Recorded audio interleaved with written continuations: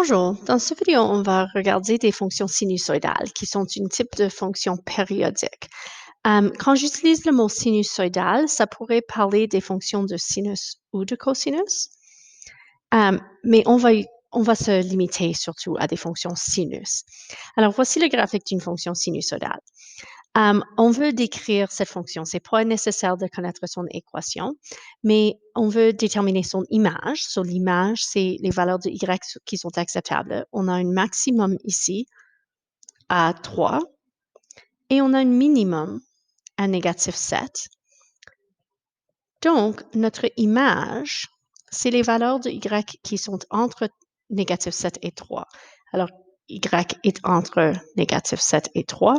Une façon d'exprimer ceci, c'est avec des parenthèses carrées et on dit négatif 7 à 3.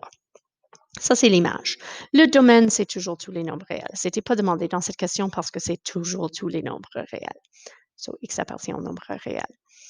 L'équation de sa droite médiane. Alors, la droite médiane est la ligne horizontale qui passe par le milieu, c'est-à-dire le nombre qui est exactement au milieu de négatif 7 et 3. So, exactement au milieu de négatif 7 et 3, c'est négatif 2. Alors, notre droite médiane, ici, droite médiane, c'est quand y égale négatif 2. Il faut faire attention parce que la droite médiane, c'est l'équation d'une droite, mais la valeur médiane, c'est juste la valeur. So, c'est juste moins 2, sans avoir besoin de mettre le moins 2. Vous n'avez jamais tort si vous écrivez moins 2, y égale moins 2, pardon. Alors, écrivez le y égale si vous avez des doutes. L'amplitude. L'amplitude, c'est la distance entre la droite médiane et une extrémité. Alors, soit la distance entre moins 2 et 3, ou la distance entre moins 2 et moins 7. Dans les deux cas, l'amplitude égale 5. Et la période. La période est la longueur d'un intervalle. Alors, si je considère par exemple d'un maximum à un autre maximum, ça c'est une période. C'est normalement plus simple si je commence à 0. Alors, si je commence là et je dis OK jusqu'ici, ça c'est une période. Dans les deux cas, il faut considérer l'échelle horizontale. Alors, si ça c'est 90, chaque ligne représente 30 degrés. Alors, de 30, 60, 90, 120, 150, 180, 210, 240. Donc, la période égale 280 dans ce cas. Période égale 280. C'est la longueur d'un intervalle à une répétition. On peut faire la même chose pour cette autre. On a une autre fonction sinusoïdale. On veut connaître son image. So, encore une fois, l'image, c'est entre le minimum et le maximum. So, mon maximum, c'est ici à 7. Mon minimum, c'est à 3. So, l'image, c'est des valeurs entre 3 et 7. Alors, 3 à 7. La droite médiane, encore une fois, ce qui est exactement au milieu. Alors, c'est quand y égale 5. Sur la droite médiane, y égale 5. L'amplitude, c'est la distance entre la médiane et les extrémités. Sur la distance entre 5 et 3 ou la distance entre 5 et 7. L'amplitude égale donc 2. Et puis, la période, pour trouver la période, on doit regarder une cycle complète. Alors, je vais regarder d'ici à là. So, d'ici à là, well, l'échelle me dit que ça, c'est une distance de 1,5. So, la période égale 1 sur 2. So, ce sont les caractéristiques clés pour des fonctions sinusoïdales, des vagues essentiellement. La distance entre le minimum et le maximum va donner l'image. Au milieu de ça, il y a la droite médiane. L'amplitude, c'est la distance entre la droite médiane et une extrémité. Et la période, c'est la longueur d'une vague ou d'un intervalle. Mais notre but général, c'est d'être capable d'interpréter ces choses dans des contextes. Alors, disons qu'on a dans le pôle d'Invertine la profondeur maximale de l'eau qui est de 22 mètres, atteinte à 1 heure. Alors, à 1 heure, on est à un niveau de 22 mètres. So, 1 heure, 22 mètres. Et à 13 heures, so 13 heures ou 1 heure l'après-midi, on est encore à ce niveau. Profondeur minimale de 6 mètres atteint à 7 heures, soit 7 heures, on est à 6, et aussi à 19 heures. On est à 6. OK. La profondeur est de 14 mètres. À noter ici que 14 est la valeur médiane. 14 est à mi-chemin entre 6 et 22, parce que 6 plus 8 donne 14, 14 plus 8 donne 22. So, on est à une profondeur de 14 mètres à 4 heures, soit à 4 heures, à 10 heures, à 16 heures, et encore une fois à 22 heures.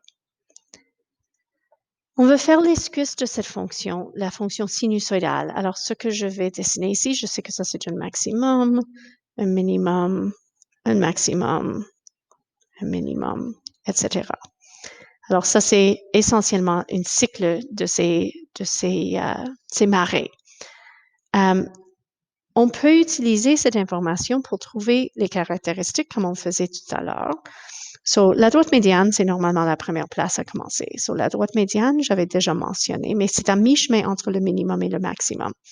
So, l'équation de la droite médiane, c'est y égale 14. L'amplitude, c'est la distance entre la droite médiane et une extrémité. So, cette distance ou cette distance. Ce soit 22 moins 14 ou 14 moins 6. Dans les deux cas, l'amplitude égale 8. Et la période, c'est la longueur, l'intervalle entre pour une cycle. Alors, dans ce cas, si je considère que j'étais à un maximum à 1 heure et un autre maximum à 13 heures, il y a un intervalle de 2 heures entre les deux, 12 heures, pardon. Alors, la période est 12 heures. Ces marées sont répétées chaque 12 heures. Pour trouver cette équation, on va juste utiliser les caractéristiques données ci-dessous. So, pour illustrer, A,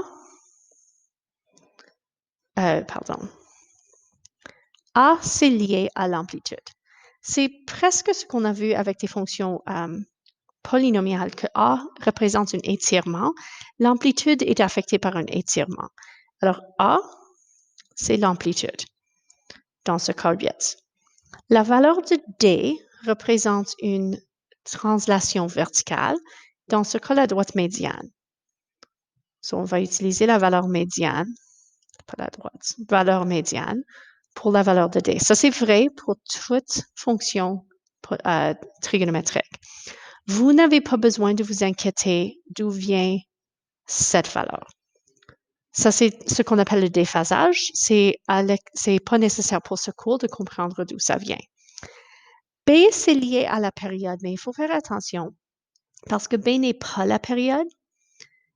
B, c'est la période, c'est 2π divisé par la période. 2π parce que normalement, une cycle complète serait 2π parce que ça, c'est un cercle total en radians. Alors, pour trouver B, on doit prendre 2π divisé par, dans ce cas, 12. Et on peut laisser juste en fraction, pi sur 6, ou bien vous pourriez mettre c'est quoi pi sur 6 dans votre calculatrice. So, pi divisé par 6, c'est à peu près 0,524 quand j'arrondis correctement. Donc, mon équation sera y égale 8 sinus 0,524x plus pi sur 3 plus 14. Ça, c'est l'équation. Vous avez besoin de comprendre que la valeur de A, c'est l'amplitude. La valeur de D, c'est la droite médiane. Et la valeur de B, c'est 2π divisé par la période. Et on peut maintenant utiliser cette équation pour trouver la profondeur de l'eau à minuit. So, regardons encore une fois qu'est-ce qui représente chaque valeur. Le T représente le nombre d'heures depuis minuit. Puis si ça, c'était 1 heure et 4 heures, minuit, c'est ici. Ou bien 24 heures. Minuit, c'est quand t égale 0 ou t égale 24. Et on peut substituer n'importe lequel de ces deux. T égale 0 ou 24 dans l'équation. Mais le plus facile ici, c'est parce qu'on a une équation, on peut juste estimer. Alors, on a un graphique, pardon. Avec mon graphique, je peux voir qu'à minuit, c'est à peu près 20. Alors, je dirais à peu près 20 mètres.